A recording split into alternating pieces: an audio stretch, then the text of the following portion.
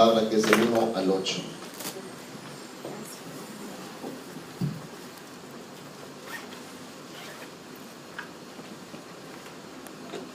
Les voy a invitar que lo tengan ahí presente. Voy a estar pidiendo que me estén ayudando a buscar algunos versículos bíblicos. Bien, la palabra de Dios nos dice: yo soy la vid verdadera y mi Padre es el labrador. Todo pámpano que en mí no lleva fruto lo quitará, y todo aquel que lleva fruto lo limpiará para que lleve más fruto. Ya vosotros estáis limpios por la palabra que os he hablado. Permaneced en mí y yo en vosotros. Como el pámpano no puede llevar fruto por sí mismo si no permanece en la vid, así tampoco vosotros si no permanecéis en mí. Estoy convencido, compañeros, que siendo discípulos de Cristo, siendo cristianos y siendo también ministros de Dios y preparándonos justamente para ser ministros de Dios, estamos reconociendo claramente que la fuente de nuestra vida espiritual está únicamente en Cristo Jesús, y que nosotros podemos reconocer que tenemos o que deberíamos tener una completa y absoluta dependencia de Dios, y que no dependemos de nada más, ni de las circunstancias, ni de nada más, sino únicamente de Cristo Jesús. Que un verdadero discípulo reconoce que el único y verdadero alimento y nutrición para que pueda dar fruto que requiere para vivir viene únicamente de Dios y de la palabra de Dios. Cristo se compara en este momento y en esta porción de la palabra con una vid, y quizá podríamos preguntarnos por qué no se compara con otra planta. ¿Por qué no se compara con un manzano? ¿Por qué no se compara con un durazno? ¿Por qué no se compara con un naranjo? ¿Por qué no se compara con otra planta, sino se compara con una vid? Y hay algunas características acerca de la vid que son muy interesantes, que voy a compartir en un momento más. Antes quisiera comentarles que la vid fue usado en algún momento en el tiempo del Antiguo Testamento por el pueblo de Israel como un símbolo para representarse a sí mismo. Otra de las cosas que podemos ver en la palabra es que constantemente se le llama al pueblo de Israel en el Antiguo Testamento como la viña del Señor, y hay muchas referencias acerca de que el pueblo de Dios es la vid, es la viña del Señor. Isaías 5 del 1 al 7, si me quieren acompañar en sus Biblias, dice así: ahora cantaré por mi amado y cantar de mi amado a su viña, a su pueblo. Tenía mi amado una viña en una ladera fértil.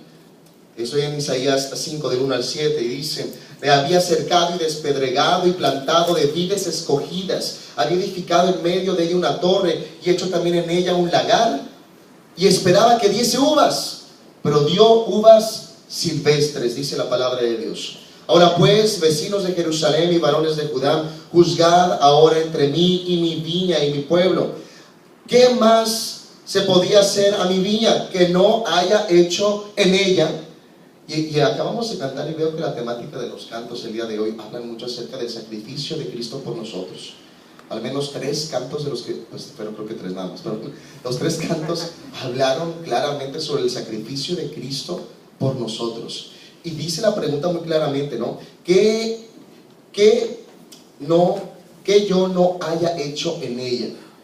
¿Y qué más podríamos decir acerca, quizá Dios preguntando, ¿qué más quieres que haga si ya te he dado lo más importante, lo más amado que tengo, que es mi hijo, ¿no? ¿Qué más quieres que yo haga por ti si te he dado lo mejor? Dice: como esperando yo que diese uvas, ha dado uvas silvestres. Os mostraré pues ahora lo que yo haré a mi viña: le quitaré su vallado y será consumida, aportillaré su cerca y será hollada. Haré que quede desierta, no será podada ni cavada, y crecerán el cardo y los espinos, y aun las nubes mandaré que no derramen lluvia sobre ella. Ciertamente la viña de Jehová de los ejércitos es la casa de Israel, y los hombres de Judá planta deliciosa suya. Esperaba juicio, y he aquí vileza, justicia, y he aquí clamor. Y hay al menos varias citas en el Antiguo Testamento que nos hablan acerca del pueblo de Dios como la viña del Señor. Lamentablemente cada una de las referencias hace referencia al pueblo, justamente cuando el pueblo está en una situación no precisamente cercana a Dios, ¿no? Sino que se ha desviado. Cada una de las referencias habla justamente del pueblo cuando va caminando en un rumbo donde no tendría que ir caminando. Muy bien, vuelvo a la parte de la vid, Cristo como la vid, y yo les hacía la pregunta, ¿por qué no se compara con otra planta? Quisiera darte algunas características acerca de la vid. La vid viene de una palabra llamada vitis, que significa, desde lo más original, de una palabra celta, que significa conocimiento. Yo quisiera que alguien me ayudara, por favor, con Colosenses 2.2. Colosenses 2.2. Hay que lo lea en voz alta, si lo para tienen. que sean consolados sus corazones, unidos en amor, hasta alcanzar todas las riquezas de pleno entendimiento, a fin de conocer el misterio de Dios el Padre y de Cristo. Las riquezas del entendimiento, de conocimiento, ¿en quién? En Dios y en Jesucristo. Y Cristo se compara como una vid, y la raíz justamente de la palabra significa conocimiento. Quiero decirte que aparte de ser eso, pues la vid ya sabemos, ¿no? Es una planta. Siempre tengo un problema con los micrófonos, disculpen. Me veo ridículo, perdón. Ya, disculpen. Aparte, es una planta que sabemos que su fruto son las uvas. Pero hay unas características muy, pero muy especiales. La vid es una de las plantas más longevas. Si no sabemos qué es longeva, o sea que dura mucho. Su tiempo de vida es muy largo. Dice que aproximadamente puede durar hasta 100 años la planta. Y es bastante, 100 años. Y quizá uno podría decir, híjole, Cristo se dice a sí mismo que es la vid, y aparte la vid es una de las plantas más largas. Y quizás es una forma de decir también la eternidad de Cristo, la eternidad de Dios mismo. Otra de las características acerca de la vid es que el tallo de la vid, el tronco, la cepa es el tronco de donde salen lo que son los pámpanos, que después dan su fruto. La cepa, el tronco, dice la palabra de Dios en Ezequiel, que no sirve para otra cosa más que para echar al fuego. Realmente no puede usarse para ser labrada por un carpintero, porque es muy blanda, porque es muy quebradiza. Realmente no se usa para otra cosa más que para usarla como leña. Entonces uno diría, bueno, ¿y por qué Jesucristo se compara con una vid cuando el tronco pues realmente no sirve realmente para nada? Pero tiene una función muy, pero muy importante, que creo que es la que nos atañe en este momento. La única función del tronco, la única función de la cepa de la vid es justamente transmitir la savia a los pámpanos. Y sí sabemos qué es la savia. La savia es como la lechita, es el juguito que va corriendo por la planta. Si tú cortas una pequeña ramita, vas a ver que sale ahí una gotita de un fluido blanco, que es la savia. Y la savia es lo más nutritivo para la planta. Es de lo que se nutre la planta. Es lo que produce que haya fruto. Es lo que produce y es lo que circula por las ramas para que puedan dar fruto. Y entonces podríamos decir de una forma simbólica que justamente Jesucristo es aquel que puede transmitir justamente esa nutrición, esa palabra de Dios que da vida a los pámpanos para que puedan dar fruto. Estoy convencido que Cristo vino con el único propósito de darle justamente vida y vida eterna a los que creen en Él. Eso dice Juan 3:16, entre otras muchas citas, pero es la más conocida. Él no vino para hacerte rico, Él no vino para hacernos famosos, Él no vino para hacernos otra cosa más que para hacernos salvos y darnos vida eterna. La savia, como les dije, es un símbolo de la palabra de Dios que fluye a través de Jesús y llega a los pámpanos que somos cada uno de nosotros, y que nosotros debiéramos de dar fruto. Pero ¿cómo dice la palabra de Dios en el Evangelio de Juan? Que podemos dar fruto. La única forma en la que podemos dar fruto es, ¿sí qué? Si permanecemos en Él. Y es, creo que, la parte más difícil. Llevo 2 años y medio, con este voy a completar 3 años, con este semestre voy a completar 3 años en el seminario. Y si tú me preguntas, y a los que me han preguntado, pues al menos en mi experiencia no ha sido fácil. En mi experiencia, en verdad, me he enfrentado tanto en la Ciudad de México como aquí. Yo sé que ya me estoy enfrentando incluso a circunstancias difíciles y a pruebas difíciles, y nosotros como discípulos de Cristo, como pámpanos que estamos llamados para dar fruto, pues tenemos diferentes circunstancias y diferentes pruebas bastante complicadas, que si no permanecemos en Cristo, difícilmente vamos a dar el fruto que Dios espera de nosotros. Dios espera de nosotros, como lo acabo de leer en Isaías, que demos uvas, pero cuidémonos de dar fruto silvestre. Cuidémonos mucho de dar un fruto que no sea el fruto que Dios está pidiendo de nosotros.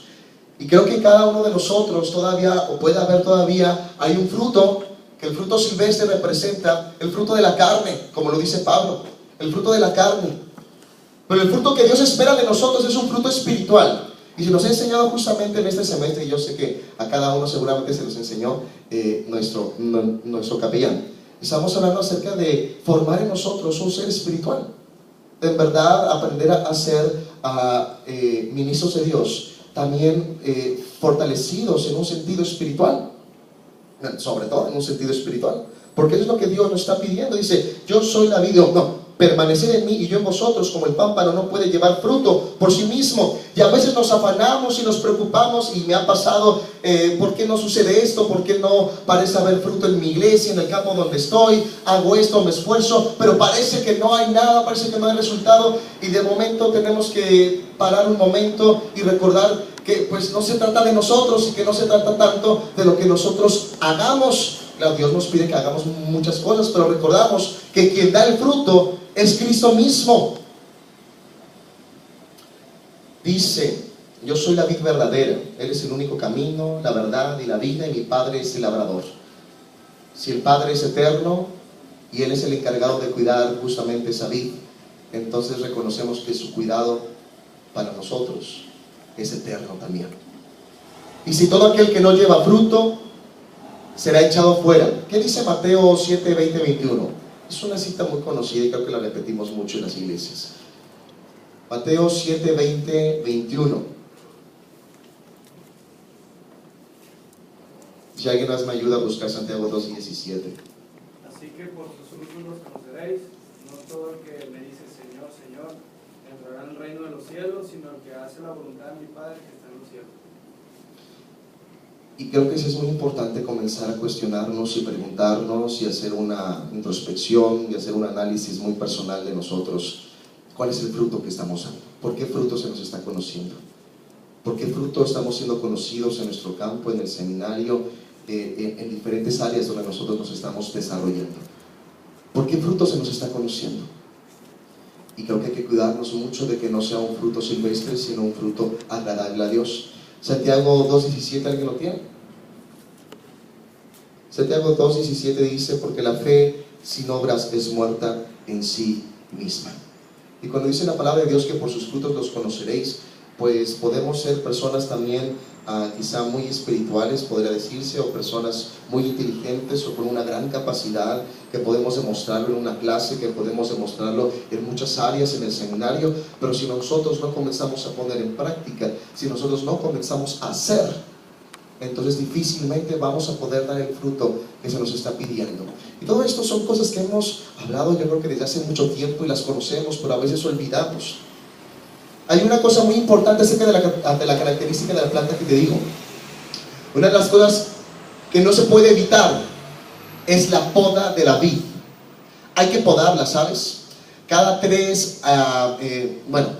cuando se va formando lo que es una nueva vid, los primeros 3 años se le va cortando para que no dé fruto, de forma que toda la energía que va concentrando en 3 años y que no se le permite que se transforme en el fruto, se va conteniendo para que después, ya madura la planta, pueda dar el fruto preciso. Pero para eso hay que estarla podando constantemente para que dé el fruto ideal.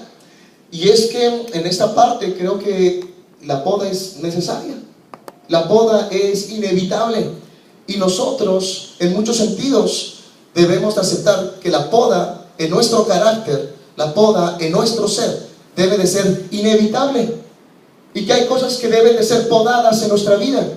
que hay cosas en nuestro carácter como ministros, como seminaristas, como cristianos, que deben de ser podados, porque nos están estorbando de forma que no estamos dando el fruto que Dios quiere que aprendamos a dar. Y en esa forma del carácter, recuerdo una analogía. La palabra carácter, de hecho, viene de una palabra de latín y del griego que dice charácter, y el charácter era es la acción de sellar o de grabar, de imprimir. De hecho, había una máquina que se llamaba charácter en Roma, creo, donde ahí se imprimían las monedas con el busto de quien era el emperador. Y entonces la acción y la máquina era el carácter. Entonces, si creemos que Dios quiere imprimir su imagen en nosotros, lo que tiene que hacer es trabajar con nuestro carácter, porque tenemos que tener impresa la imagen de Cristo en nosotros. Y para eso necesitamos podar muchas cosas en nuestra vida que nos están estorbando. Quizás son actitudes, quizás son hábitos, quizás son pecados, quizás son muchas cosas que tenemos que aprender a dejar fuera, para que en verdad el Espíritu de Dios, esa savia, pueda realmente fluir a través de los pámpanos que somos tú y yo. Dice: permaneced en mí. Permaneced en mí. Otra de las cosas de la planta, ya les di 4 características. La última característica que les voy a hablar es que la vid se puede llamar también parra. Y la parra es cuando la vid tiene una pequeña varilla o un pequeño poste en el cual se le va ayudando para que la vid pueda crecer y pueda sostenerse, para que después de que ya crecida ella pueda ir por sí sola. Y creo que Cristo es más o menos así con nosotros. No creo que sea más o menos así, creo que así pasa también con nosotros. Nosotros necesitamos ese apoyo y permanecer en Cristo, como ese poste, como esa varilla, para poder ir creciendo y poder dar el fruto que necesitamos. ¿Cuál es el fruto que necesitamos? El fruto es claro, está en ¿se me ayudan? Así que es muy... el fruto del Espíritu. Gálatas 5. Gálatas 5, gracias, discúlpenme. Gálatas 5. Y yo quiero decirte que tu vida, nuestra vida y nuestra muerte espiritual depende de que nos mantengamos en un contacto constante con Jesús. Sofi me decía, y hablábamos ayer antes de cuando hablábamos sobre que tenía que predicar hoy, y lo voy a hacer en este momento. En el mes y medio que estoy aquí en el seminario, llevo aproximadamente 3 semanas que realmente no me he presentado a la capilla por diferentes circunstancias. Y yo le pedí a Dios desde ayer en la noche y hoy en la mañana. Digo: Dios, tú sabes perfectamente que quizá no tengo la mejor autoridad moral para poder compartir la palabra. Porque dice: pues sí, pero Juan pues no viene a la capilla y Juan no está entre nosotros. ¿Y qué es lo que pasa? Cuando estaba haciendo la reflexión, me queda claro, y yo creo que les ha pasado a cada uno de ustedes, ¿no? Dios también está hablando a nuestra vida. Dios también nos exhorta a nosotros mientras estamos compartiendo y mientras estamos preparando la palabra de Dios para compartir. Créanme que Dios me habla mucho acerca de este tiempo y de mi responsabilidad, porque lo que les estoy diciendo es muy cierto y me ha faltado comprenderlo a mí. Quizá algunos de ustedes también. A mí me ha faltado mucho comprender que para si no estamos en un constante contacto con Cristo, entonces tendemos a ser muertos espiritualmente. Y puede sonar exagerado, pero eso es lo que dice la palabra de Dios: todo aquel que no permanece en mí será echado fuera, porque no sirve, porque está muerto, porque no produce nada. ¿Cuál es el fruto que debemos dar nosotros? Pues dice la palabra de Dios en Primera de Juan 4, 7 al 8, si alguien me ayuda, en Primera de Juan 4, pero 7 al 8. Amados, amémonos unos a otros, porque el amor es de Dios. Todo aquel que ama es nacido de Dios y conoce a Dios. El que no ama no ha conocido a Dios, porque Dios es amor. En esto se mostró el amor de Dios para con nosotros. Gracias a Dios. Pues si nos falta ser más amorosos, porque en el trato que tenemos con los compañeros o con nuestros congregantes o con nuestra familia o con quien sea que te rodee, te falta ser amoroso y te falta conocer el amor y también compartir el verdadero amor, pues entonces permanecer en Cristo te hará conocer el verdadero amor. Producirá amor en ti para dar a los demás. ¿Estás atribulado? Es que a veces los exámenes nos llegan a atribular un poco. ¿Estás atribulado? ¿Has concedido que las aflicciones amarguen tu corazón, sean cuales sean? Pues permanecer en Cristo te dará el gozo en medio de la tribulación. Salmo 51 dice: vuélveme el gozo de tu salvación, dice el salmista. Hazme oír gozo y alegría. ¿Tienes temor? ¿Estás en constante angustia por los afanes de la vida, sea cual sea el afán económico? Quizá podría ser entre nosotros, podría ser de salud, no sé. Permanecer en Cristo nos dará paz. Dice la palabra de Dios: mi paz os dejo, mi paz os doy. Yo no os la doy como el mundo la da. No se turbe vuestro corazón y tenga miedo. Somos impacientes con los demás. Yo no sé cómo sea la relación. Yo recuerdo cuando yo estaba en el seminario en la Ciudad de México y cuando estaba con mis compañeros de cuarto, y sé más o menos cómo puede llegar a ser la relación entre los compañeros de cuarto. Y a veces nos impacientamos, a veces puede haber algunas circunstancias que nos sacan de quicio, a veces quisiéramos sacarlos a patadas del cuarto, pero Dios nos está llamando también a dar un fruto de paciencia, a tener un fruto también espiritual que tiene que ver con la paciencia. ¿Te hace falta ser más cordial? ¿Ser una persona más amable en tu trato? Porque eres muy rudo, porque eres muy tosco en la forma en la que tratas a los demás, pues permanecer en Cristo te hará ser benigno. ¿No eres bondadoso? ¿Somos egoístas? Pues permanecer en Cristo nos hará bondadosos. ¿Tenemos dudas? ¿Hemos dejado de creer en el poder de Dios? ¿Hemos dudado de Cristo? ¿O simplemente queremos crecer en nuestra fe? Pues permanecer en Cristo te hará madurar en tu fe. Dijeron los apóstoles al Señor: aumentanos la fe. Pidámosle al Señor que aumente nuestra fe. ¿Te cuesta trabajo someterte? Hay una comparación acerca de lo que son las ovejas y lo que son los cabritos. Y las ovejas es que son dóciles, y los cabritos la verdad es que andan como se les pega la gana. Y creo que en ese aspecto yo he visto que quizá algunos de nosotros, y lo he visto entre nosotros en este tiempo, nos falta ser dóciles, nos falta ser mansos, nos falta esa mansedumbre en nosotros. No nos dejamos someter en obediencia al Señor, por amor al Señor. Nos cuesta dominar los impulsos de la carne. Te cuesta trabajo resistir la tentación. Permanecer en Cristo te dará dominio propio, que es la templanza. La mayor gloria a la cual estamos llamados como cristianos y como ministros, los que somos discípulos de Cristo, es darle la gloria a Dios con nuestra conducta, con nuestro carácter, con nuestra actitud, con nuestra vida. Y yo en verdad espero que constantemente podamos dar el fruto y podamos dar testimonio de ese fruto todos los días, no solamente en el seminario, sino también a cada instante en nuestros campos pastorales, donde quiera que Dios nos ponga, podamos estar dando el fruto que Dios desea que demos, y no un fruto silvestre que sea tóxico después para ser echado fuera y ser eliminado. Cuidémonos justamente de eso. Si hoy reconoces que falta algo que podar en tu vida, o si hoy reconoces que falta una parte del fruto del Espíritu que no se ha desarrollado en tu vida y que tú sabes que necesitas desarrollar, pues comienza a desarrollarlo, pero no lo vas a desarrollar tú solo, lo vas a desarrollar permaneciendo en Cristo, estando en un constante contacto con Cristo, en una relación con Cristo.